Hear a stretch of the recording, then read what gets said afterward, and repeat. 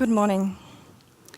I dare to argue that too often we are operating as robots, not as humans.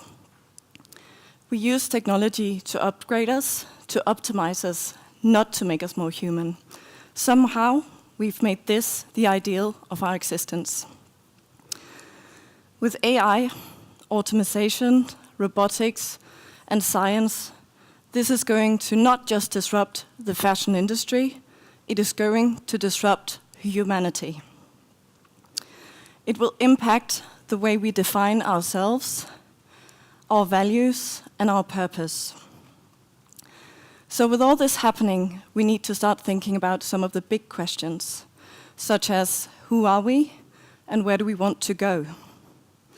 What defines us as humans? Is it creativity, as we heard before? Is it human emotional intelligence? Is it collaboration? The distance we've created to ourselves and our lives through technology makes these philosophical questions more present than ever before. And I believe this is a conversation for us all to have, not just for the exclusive few. All this requires a much greater shift than we might think, a mental reset. And this is one of the reasons why I created Meet Yourself. Meet Yourself is a mixed reality art installation and experience where you get to stand face to face with a life-size holographic 3D avatar of yourself. For Meet Yourself, technology has been used to create a distance to your usual perspective. The experience allows you to walk around yourself and to meet yourself as a stranger, which I think can be healthy in the world we live in, where self-perception can be very sort of like locked and difficult to change. So the thoughts behind Meet Yourself evolve around self-perception and our future with technology, alternative realities, and avatars. Here you see a photo from Louisiana Museum of Modern Art in Denmark, where Meet Yourself was shown in January this year, supported by Microsoft and Unity Technologies. And here you see both the virtual avatar, Louise, and the real Louise. So that's a few layers of virtual and real there. I'll now walk you through a few recent projects which all evolve around the future of fashion, technology, and sustainability. And this comes from a place of wanting to create a positive impact and also wanting to create a future which is more interesting and more intelligent. For years, I've kept on asking myself and others, and I know that some of you have had this question before, where is the Tesla of fashion? Where is the company with the vision and the guts to think long-term and to go for the moonshot? After graduating from the Royal Danish Academy of Fine Arts in Denmark, after having been working in the international fashion industry with Vivienne Westwood in London and All Saints as head of design for Diesel Female Apparel in Italy, I now work in the intersection of fashion, tech, sustainability, and art. And how does this happen? This happened because I no longer wanted to be a slave to a system I don't believe in.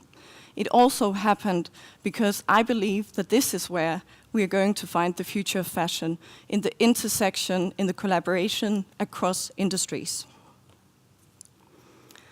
So this is from the world's first mixed reality fashion show at London Fashion Week in 2016. The whole idea behind this was to change the way we experience and the way we connect with fashion. We have the whole conventional idea of the catwalk show, which is relatively passive. It's this kind of communication where I'm standing here or the models, they pass by and you're just receiving. So the whole idea was essentially to go from the traditional catwalk show to make people engage and to encourage a sense of curiosity and exploration. Guests would enter an empty room, put on the Microsoft HoloLens, which you also saw in the first photo, and then walk around the room and explore the life-size holographic 3D models standing around and wearing the Martine Jalgard London pieces. So here you see some of the capture processes and the rig and the cameras. The cameras are really difficult to see, so that's why you have these lovely pink arrows.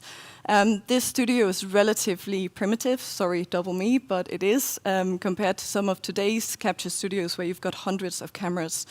You can see here we actually had less than 15. So this is a good example of how much is happening or has happened in just 2 years. And of course, once you've got this recorded, you can play it again and again, anywhere, anytime. And this is something which I find really interesting, because once extended reality is seamlessly integrated in our devices and financially accessible to the masses, this will democratize the way we are showing previous exclusive experiences. This will democratize the way that fashion is communicating. This mixed reality fashion show at London Fashion Week was a collaboration with Fashion Innovation Agency, Double Me, and it was shown in W Hotel in London. So, as consumers, we've distanced ourselves from the origin of products. Through outsourcing and convenience, we've forgotten where products come from, by whom they were made, and how. Here you see some images from Fragile, a State of Emergency, which was launched at Copenhagen Fashion Summit last year. Fragile really is about the fragility of man and nature, and a state of emergency simply refers to the urgency of the matter. Here you see the British Alpaca Jumper, which was the first blockchain-powered supply chain transparency fashion pilots. And then, of course, you have these adorable and quite weird, wonderful alpacas in the hills of Somerset. So in the same way as cryptocurrency blockchains contain all the real-time transaction details, supply chain blockchains contain all the information about the different supply chain stages. So essentially what you do is to mimic what's happening in real time by logging this onto blockchain. So here you see the supply chain journey and the geography on the Provenance platform. And Provenance was a partner for this project, along with a transparent company and Fashion Innovation Agency. So what I find quite interesting here is on your left-hand side, you have the map, which is not so, let's say, groundbreaking. I'm sure you've seen that. That's sort of like the geography of the suppliers. On the right-hand side, you see the real-time logging on blockchain. So the gray line sort of is, let's say, blockchain, and the red dots indicate the real-time logging. So these details are accessible through customized QR codes and NFC tags in the garment, allowing for transparency to happen and giving direct access to the supply chain partners for everyone. Now this process is manual, but imagine once this becomes automated, a bit like GPS, where there's traceability for everything. This is quite an interesting perspective we're heading towards. You can't say that, but it's interesting. Okay, so transparency is not just important from an ethical point of view, it's also important from a storytelling and an educational point of view. Because it can reconnect us with the origin of products, and it can educate us to become more empathetic towards the people, places, and skills involved. My excitement for blockchain really goes far beyond the application of cryptocurrencies, of supply chain transparency and traceability in general, because the implementation of blockchain has the potential to enable decentralization, empowering everyone and holding everyone accountable while creating a new kind of trust. So this is a photo from Copenhagen, and this really illustrates how we're interacting with technology today, how we've closed ourselves around technology. And being a fellow Viking, this reminds me of the winters in Scandinavia, where everybody goes like this, and the summer you open up. So it's maybe not the ideal place to be for humanity. So with extended reality, we're experiencing a transition from 2D to 3D. It will get us away from the 2D screens And with a bit of luck, it might just get us back into the real world. And when I say that, it's a whole other conversation, because if we're talking about virtual reality, of course, that's a virtual world. If we're talking about mixed reality, we're talking about a world which has an added layer of holographic content, but at least you could argue it gets us away from the 2D screens and into a more 3D way of engaging with our surroundings. Brands are also experiencing another kind of transition from 2D to 3D, because they're slowly starting to integrate 3D simulation in the sampling and design process, and also to a certain degree for pre-order sales platforms. This is resulting in a higher degree of precision through this earlier visualization, allowing for smart decision making while producing less waste and optimizing speed to market. So through technology and connectivity, brands have, in theory, gained autonomy from the traditional fashion system. In manufacturing, machine learning, automation, robotics, smart factories, and 3D printing are disrupting the fashion industry.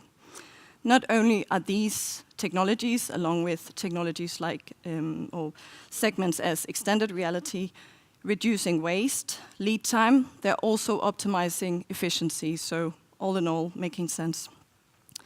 Also, what's happening is a decentralization and taking production from global to local, which also is a very interesting future perspective. And in addition to this, it's fulfilling consumer demands for hyper-personalization, co-creation, and instant gratification. So in this landscape of the future, what is the role of the creative? With AI analyzing trends and designing, what will the role of the creative be? Will it be that of a curator, that of a supervisor? And what happens once the digital layer of extended reality is integrated in each and every fashion product and considered as important, or perhaps even more important than the physical product? And how about virtual garments, which we will come to experience in the future? When all this happens, what is the role of the creative? Will it be that of a gaming designer? Will it be that of an experience designer? And what if a creative really is someone who intuitively understands the emotional connection to a product, the right timing? If that's the case, will the creative of the future become an emotion hacker?